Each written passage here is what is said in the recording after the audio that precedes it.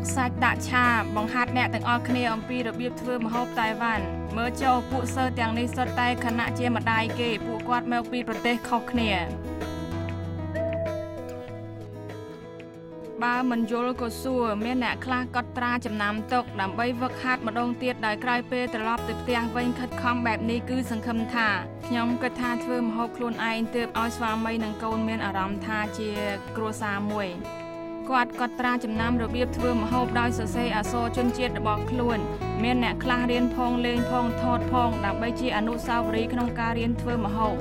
ខ្ញុំមកដល់ទីនេះបានស្គាល់មិត្តជាច្រើនបើសិនខ្ញុំនៅផ្ទះវិញគ្មានឱកាសស្គាល់មិត្តទាំងនេះទេតែនៅទីនេះទាំងអស់គ្នាសុទ្ធតែជាមិត្តភក្តិដូច្នេះពួកយើងល្អនឹងគ្នាណាស់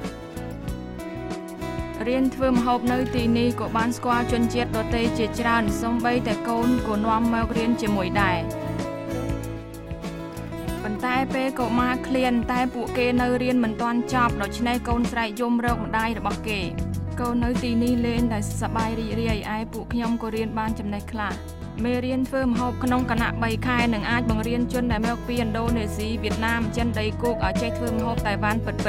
ខ្ញុំនិយាយយឺតហើយពាក្យណាដែលជ្រៅពេកខ្ញុំជៀសវាងមិននិយាយទេខ្លាចពួកគេស្ដាប់មិនបានប៉ុន្តែខ្ញុំប្រាប់ពួកគេថាបើស្ដាប់មិនបានអាចសួរបាន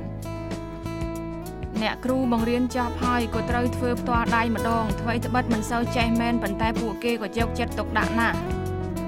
មានមិត្តភ័ក្តិឬមិត្តរួមជាតិជាច្រើនមករៀននៅទីនេះមិនថាជាជនជាតិណាទេពួកយើងជួយគ្នាទៅវិញទៅមករីករាយណាស់